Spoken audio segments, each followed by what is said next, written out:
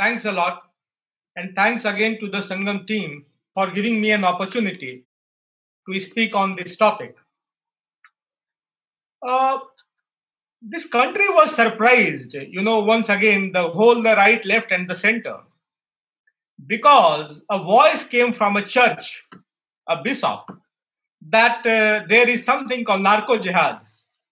And narco jihad, we have been discussing the different formats of jihad.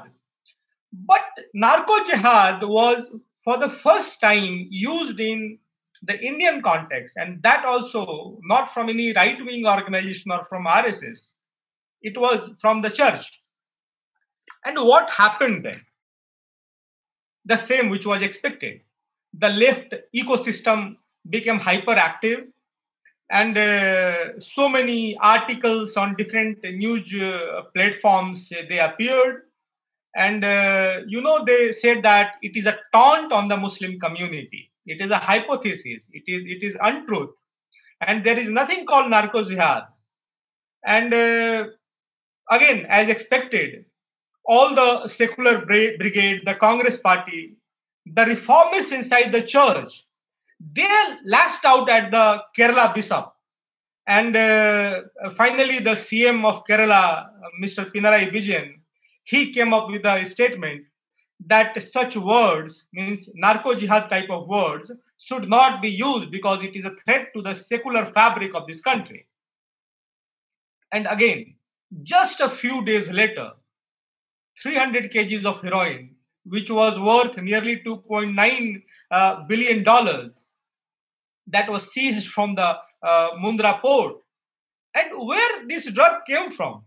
It came from the Islamic Republic of Afghanistan via the Islamic Republic of Iran. Why I am saying the Islamic Republic? But it has a connect. And this narco jihad, this is not a mere hypothesis.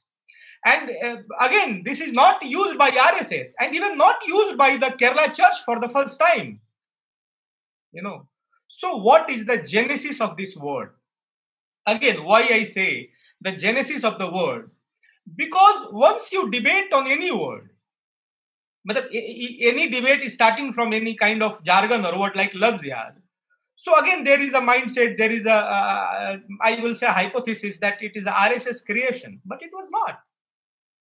In December 2009, the Kerala High Court, while hearing a case, they made an observation that there are forceful conversions in the garb of love, and this is what love jihad is. It was first used by the Kerala High Court. So when I say the genesis of the word, you are able to justify the debate. You are able to do justice with the debate once you track the origin of the word. So what is this narco jihad? So the narco trade blended by Islamic fundamentalism.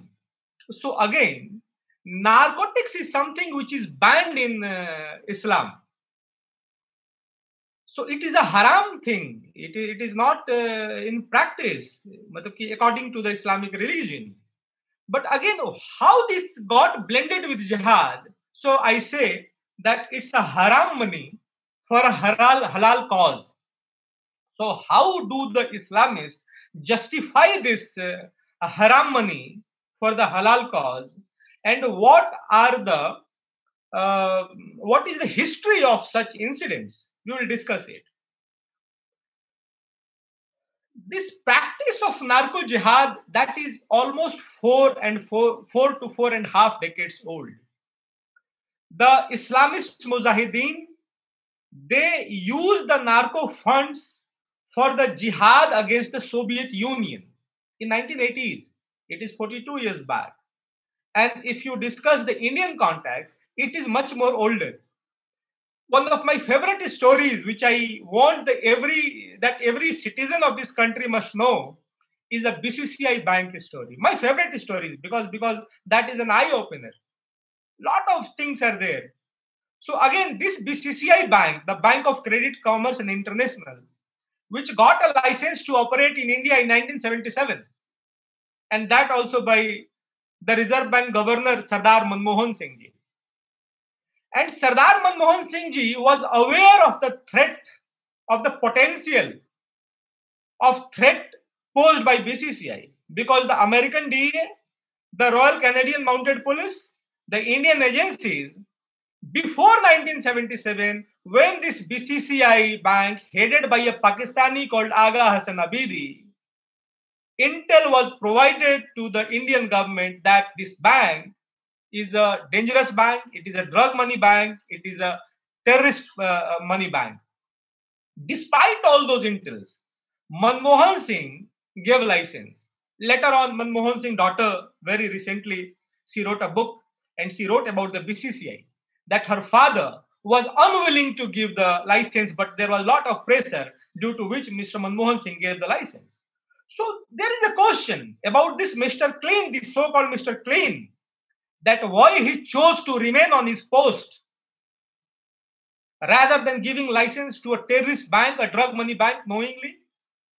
Anyway, what this bank did, you know, this Aga Hassan Abidi, he was given a free passage to travel all over the country. He traveled to Lucknow, he traveled to Northeast, he traveled to Punjab.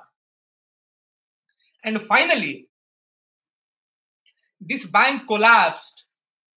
It got a full-fledged license in 1983, and it collapsed a few years later, because there was an operation by the American DEA in America called Operation Sea Chase. There is a movie on Operation Sea Chase, which exposed the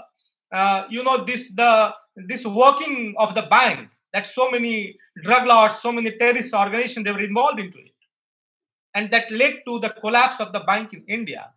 But what that bank did when it was operating here, it established the high-end drugs, especially heroin network across India, the distribution network, the financial network of heroin smuggling. This BCCI bank, led by a Pakistani and license given by Sardar Manmohan Singh, they did this. It was a narco jihad, because this was not only drug networking which was being done by the BCCI, but they financed the Khalistani insurgents. They funded the insurgency in Northeast.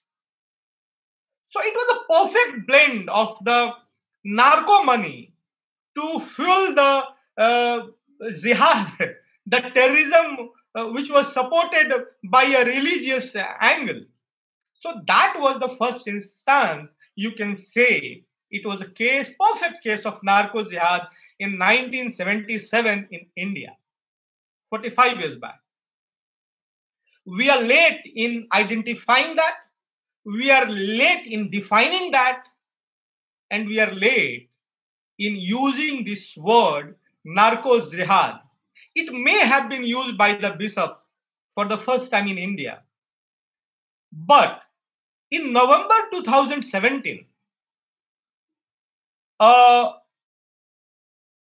organization called EFSAS, it is European Foundation for the South Asian Studies, they published a report. It is a must-read report if you want to understand this narco jihad phenomena. That report was titled, that was basically West-oriented, a little bit of references about India. But that EFSAS report was titled Haram Money, Narco Jihad, Haram Money for the Halal Cause. And that was long back published. It was published in November 2017. And 4 years after the Kerala bishop, he used this word narco jihad, which is being rejected and which is being trying to being portrayed as a mere hypothesis or a simple mathematical calculation. It is far away from the truth. Why I refer to this EFSAS report? Because again, I want to make a point that this word narco jihad has origin outside India. It was not used by any right-wing organization or not even by the church in India. So The EFSA's report, it quotes a story of the arrest of one chairman of BD Foods Limited of Bangladesh. His name was Badruddoja Chaudhary Momin. So what he was doing, that in the garb of food import export, he was exporting, he was smuggling heroin into UK, and later on he was arrested. And what the statement he made to the UK agencies, that was an eye opener. He said that it is a part of our noble responsibility to spoil the kafirs, and that is what I am doing. I am doing my noble responsibility. I'm spoiling the kafirs. And again, Afghan official, he was arrested once and he was interviewed by a Pakistani journalist. So he asserted, the Pakistani journalist's name was Ahmad Rasid. So he said that opium is permissible because it is consumed by the kafirs and not by the Muslims. So these are mentioned in the reports of EFSCS. So again, the kind of religious component involved into this narco trade, and that mixture becomes narco jihad, and it's a you can say it is the most lethal format of jihad we have discovered till date. It is more lethal than AK-47, jihad by AK-47. And again, how the Taliban, which claims that they are the protectors of the Islam and they are the flag bearers of the true Islam, how do they justify this narcotics jihad? So again, I'll quote a story that after 9/11, the Taliban, they banned the drugs, they banned narcotics in Afghanistan. For a brief period of time, they were able to get hold of Afghanistan. In that period, in Afghanistan, the Taliban led by Mullah Omar, they banned the use of, they banned this narcotics trade. So the whole world, they were surprised, or they were convinced that yes, the Taliban's are true preachers, are the true followers of the original format of Islam, but the radical format of Islam. So that's why they have banned it. But what the story was revealed later on, that was something different. Again, it is very interesting. So what happened that after this ban, the world production of heroin, that was declined by 99%. And due to that decline, the rise of the heroin in the international market, that shoot up like rocket. And heroin is a dry product, it can be used anytime. So the balanced stock was used by the Taliban to meet that high price demands. So again, it was a business formula. They banned this narco trade, that they stopped the demand, the prices went high, and again they supplied the balanced stock, and they made money. They made enormous money out of that. So banning drugs on religious lines, that was an IWAS in 2000, 2001. And again, when Taliban has taken over, Afghanistan, this threat has become more prominent, and it is a matter of concern for India also. Let us discuss first the drug trafficking routes. There are so many routes, 4 or 5 established routes, and due to the COVID pandemic, there has been exploration of new routes, or they have worked on the new routes as well. According to the United Nations Office on Drugs and Crime, the Afghanistan opiate means the opium related. And please note that 6 kg of opium, when processed, it becomes 1 kg of heroin. So there is one Balkan route. The Balkan route is through Islamic Republic of Iran and Turkey. And this Balkan route was used in the this heroin smuggling, which the consignment which was seized in Gujarat at Mundra port. This Balkan route was used, which comes through via Republic of Islamic Republic of Iran, Islamic Republic of Turkey. And it has been primarily the main trafficking route, this Balkan route. There are routes which comes directly to Pakistan via Afghanistan.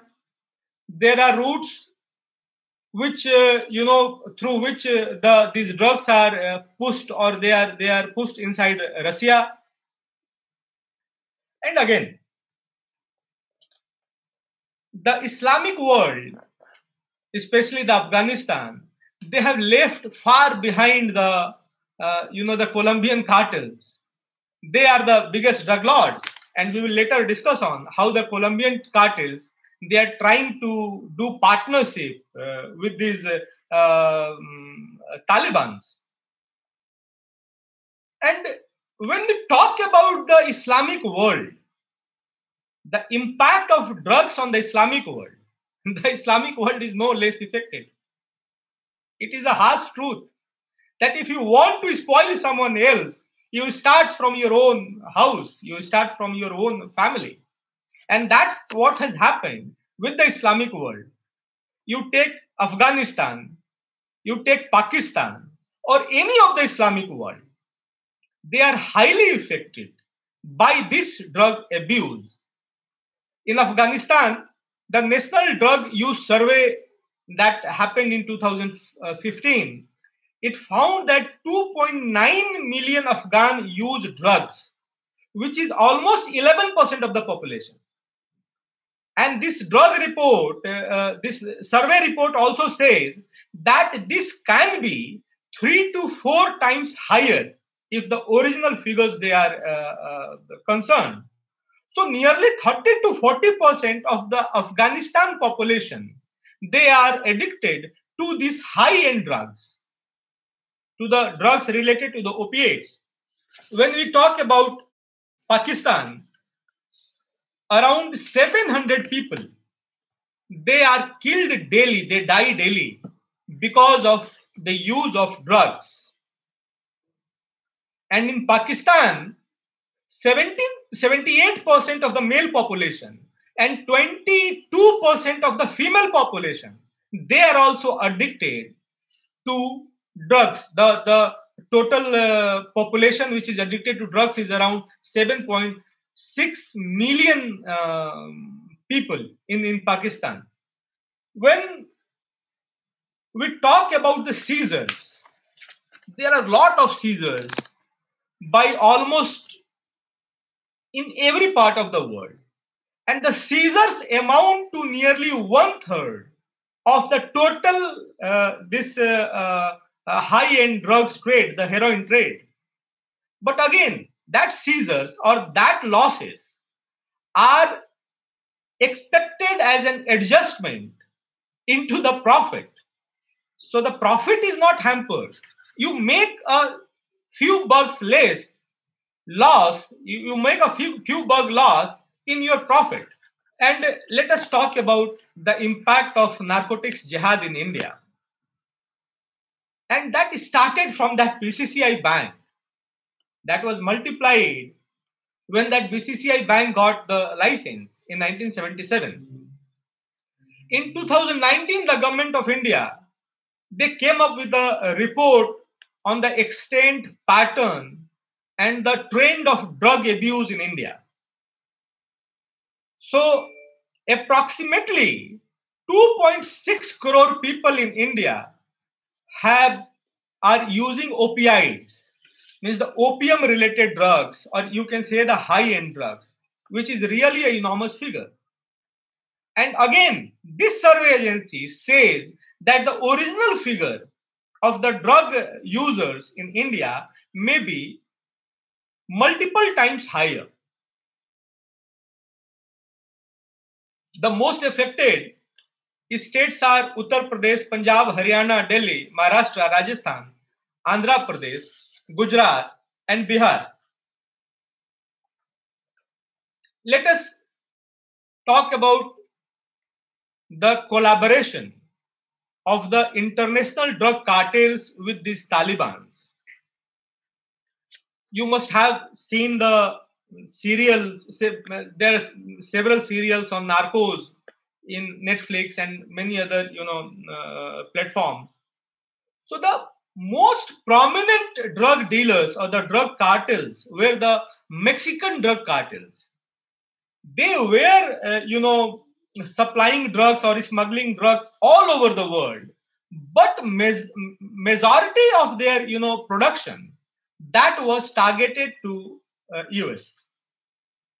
So again, it was a bigger concern for the US, and the American DEA, they have done I think thousands of operations against these drug cartels, in which that operation Sea Chase against BCCI was also done. So in that also the Colombian drug cartels were involved. So after that, this Taliban regime, the Afghanistan, and also headed by a Talibani regime, that has become heaven for you can say for this narco production. And again, the network of the Mexican drug cartels, if clubbed together, they have a wonderful trade then.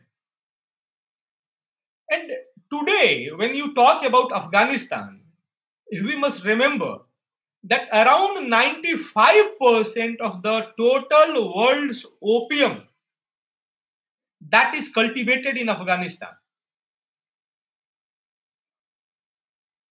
And when we talk about Afghanistan, only 12% of land is what you can say it is arable. You can cultivate that land. There are no other opportunities for employment.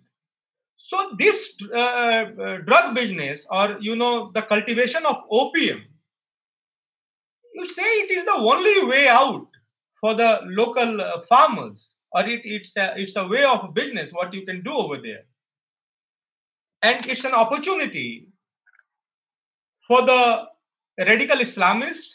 They can push their jihadist agenda fueled by this narcotics money. It's again an opportunity for the international criminals, the drug lords, although they are not Muslims, but again they can have a common minimum program, or you can say a common minimum ideology of this drug trade.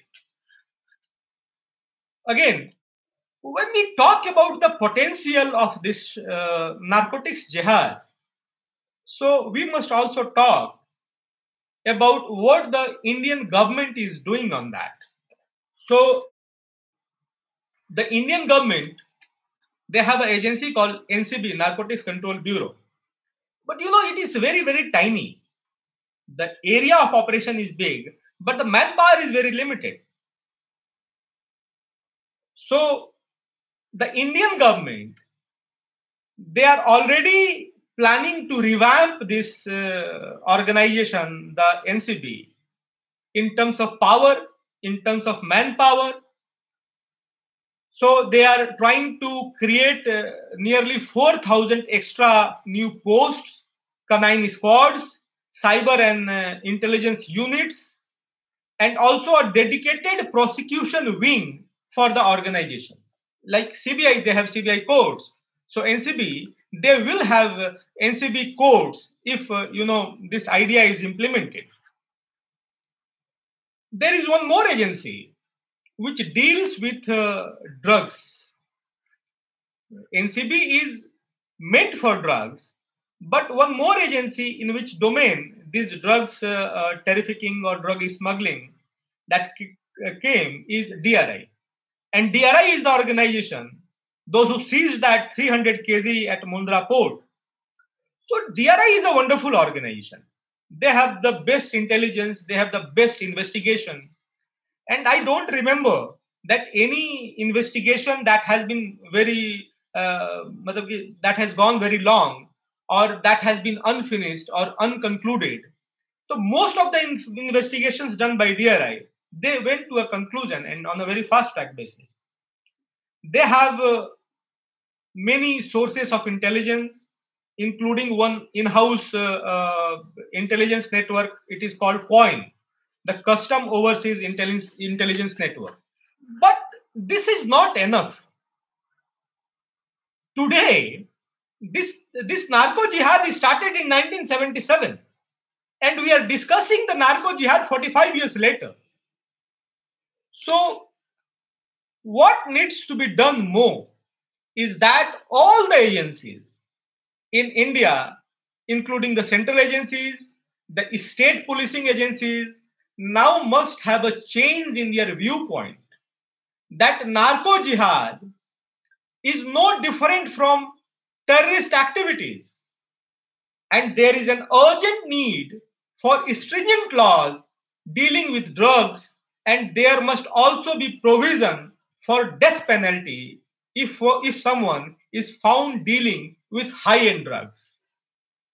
So many countries they have death penalty. India can have that death penalty. Because if you assume that it is different from terrorism, or it has this narco jihad, it has less lethal consequences than the jihad by AK-47, we are a fool then. So we need to take measures. And any policies emphasizing the stabilization of Afghanistan, this is for the what I'm saying, it is for all of the world.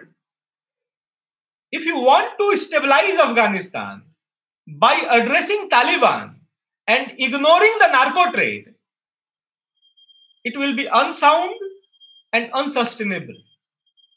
Since the drug money remains one of the main sources of funding worldwide, counter-terrorism and counter-narcotics strategies must go alongside, and they must go hand in hand. And finally, this story of narco jihad must be told to the 120 crore population of this country, because this narco jihad is going to hit the Indian subcontinent very hard and very, very hard. And again, as propagated by the left ecosystem, it is not a word coined by the RSS. It is not a word coined by the Kerala Bishop. It was first used in 2017 in EFSAS report, and this practice of narco jihad that is 4.5 decades old, and India has been a victim of that narco jihad 4.5 decades before. So it's not an hypothesis, it's not a mere taunt, and it's not a mathematical calculation. It's something, a threat which is at your door. So I'll say that be alert, and we need to propagate, we need to tell this story of narco jihad, not just to India, but to the whole of this world. Thank you.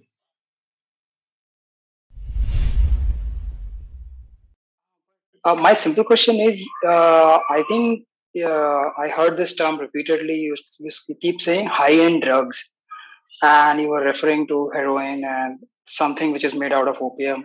For lay people like me who do not know anything about it, are there other kind of drugs which are there? And the second question is related: is that are they also made up out of opium? If not, then what other stuff? Opium in itself is not a high-end drug. But opium, when processed, it becomes a high-end drugs like heroin. When you say drugs, the government agencies like DRI and the NCB, they have a classification about the drugs and they have penalties accordingly. So if you have a flat kind of analysis that drugs is just simply drugs, so you will end up in mixing all the stuffs like bhang, the ganja with heroin. So heroin is a different thing. The marijuana or bhang, or you can say khaini is also a kind of drugs, but it's a different thing. So once you mix the everything now, so it will create confusion. So that's why I say high end drugs, because high end drugs means they have a very grave implication on your mental health, on your physical health, like heroin. And I was surprised. I don't see those things these days for the last 5 6 years. But we used to, in our college days, we used to come to Jantar Mantar for several kind of protests, and it was an open activity in Connaught Place that the beggars, they used to take heroin. They put it on that cigarette flip. They used to sniff that openly in Connaught Place in Jantar Mantar. And once it was a height that I saw a person who was sitting inside that Golchakkar near the Rail Bhavan. So Rail Bhavan Golchakkar is it is a roundabout which connects the parliament and the Rail Bhavan both. So he was taking heroin in that Golchakkar, in that roundabout, sitting in that roundabout. I asked him. So I found that he was a person from Bihar. He has lost all his teeth because that's a symptom. If you are taking heroin and such high-end drugs, so you will start losing your teeth, or your these lips will become extra black, and the teeth will become brown. So he was someone from Bihar. So what I want to say about high-end drugs, because if you mix everything now, so we will end up creating confusion. So high-end drugs means this heroin, uh, brown sugar, and there are so many things. There are many chemical, drugs which are being used. So I meant to say that. So, like this is a little bit of my history thing that this opium cultivation in the Indian subcontinent became a lot after British started, pushing for this production, and then they were supplying into China and all that. The whole opium trade and opium war which happened and all of that. How that has transformed into today, so that is one thing, if you can put some insight into it. And the second would be, uh, yes, I have heard the same thing, that in Afghanistan it is easier to grow opium than anything else because of the kind of climate and the kind of soil and the lack of water and all which is there. But I'm sure there are other kind of crops which also can be grown. But then, yes, we understand that opium commands a lot more high pricing than any of those crops. So when it comes to money, I think it's a very lucrative business.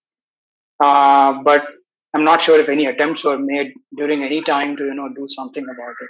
If there is some information which you can share about that, if you have. Once Hamid Karzai, he has said about this opium cultivation in Afghanistan that we get 3% revenue, but the 100% blame.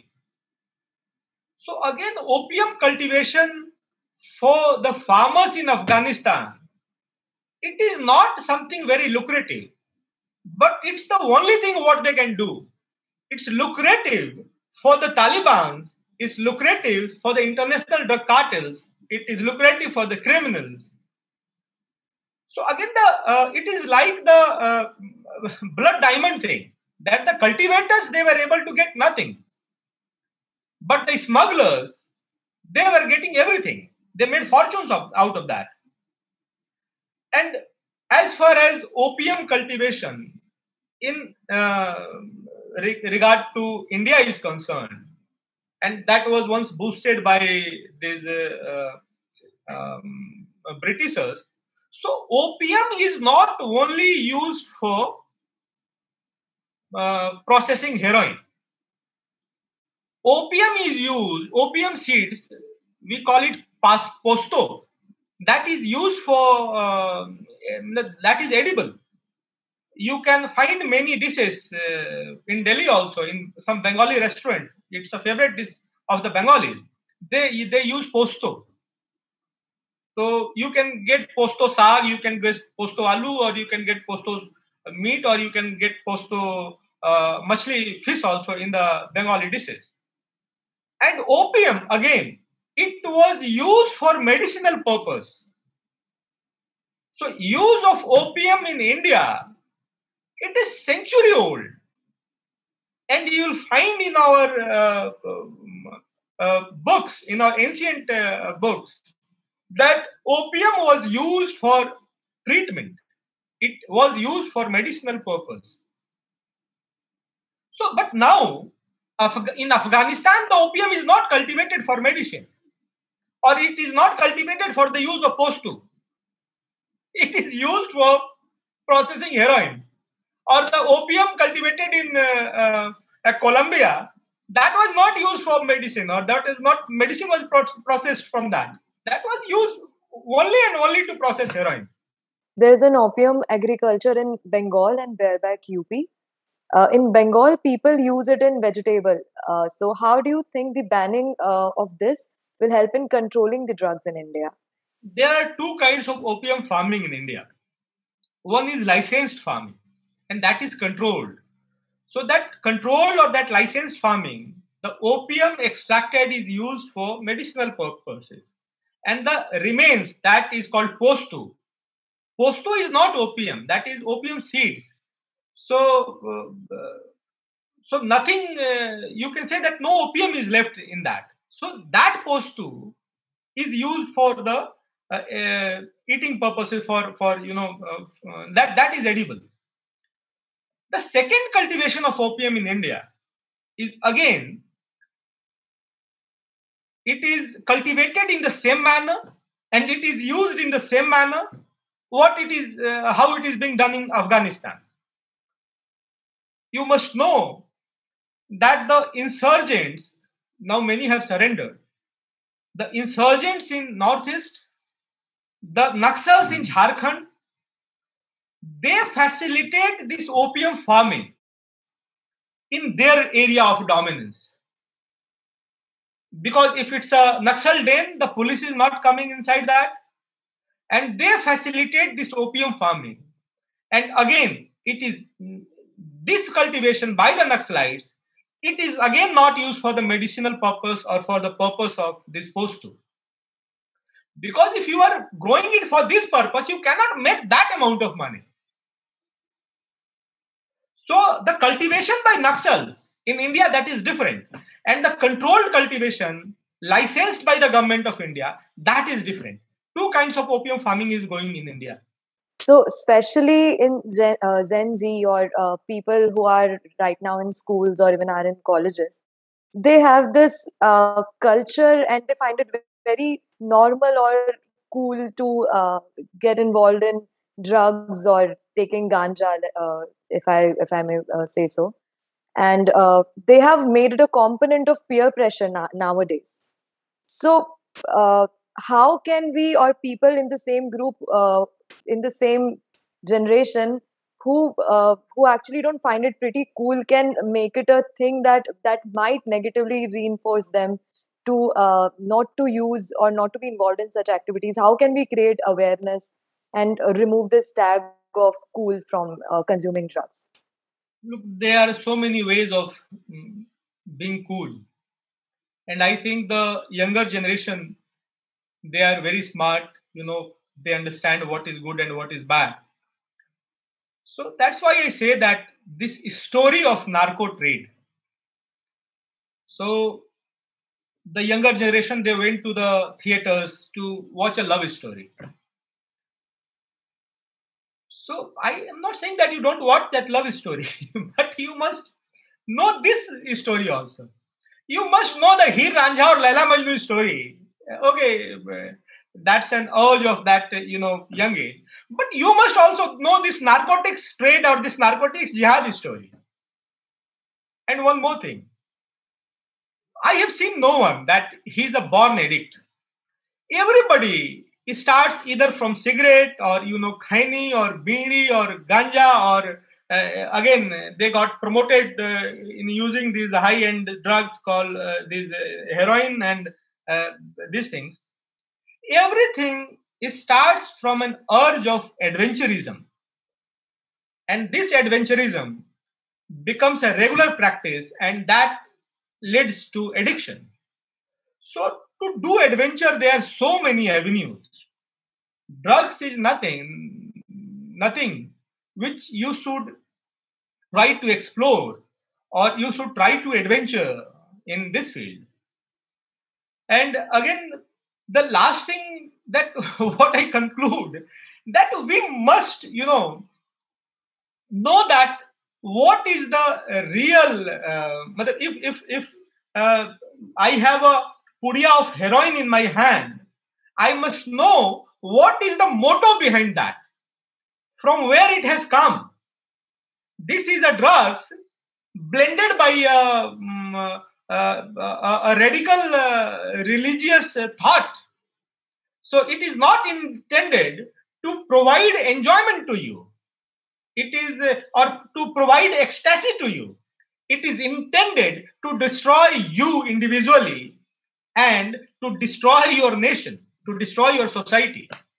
So once, if you have a pudiya in your hand and you know the story behind that, I am sure that the younger generation, they will throw it away in the dustbin.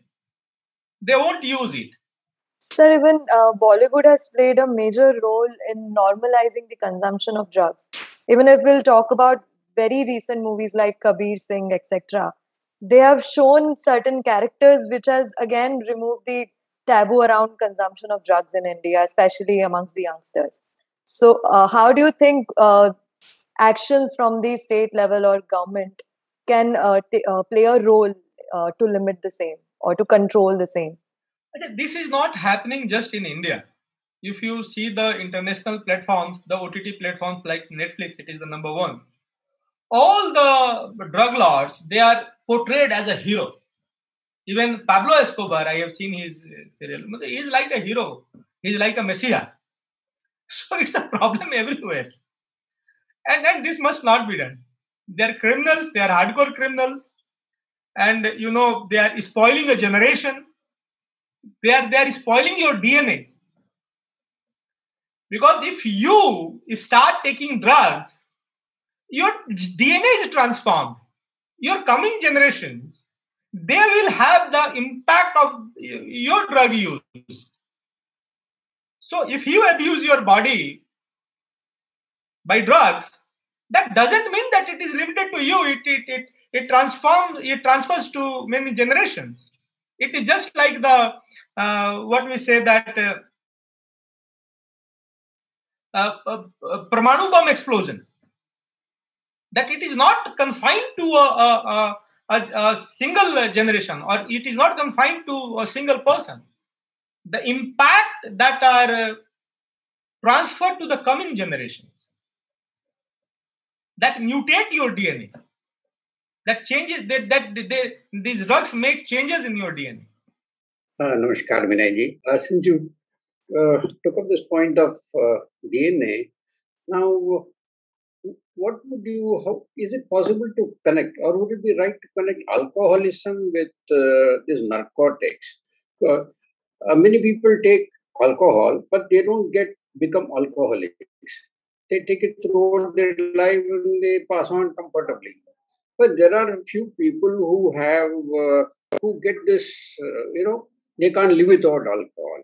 Is it something like that for drugs also? Because from what we hear, a lot of people have, especially those people who are on the spiritual side, so to say, used to take ganja as a regular measure.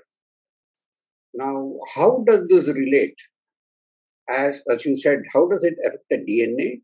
Does it become habitual to everybody or to somebody only? Sir, this is why I mentioned this high-end drugs thing. Marijuana is a different thing. I am not prescribing it that you must take marijuana. But I think Sangam Talks already had a talk on this marijuana.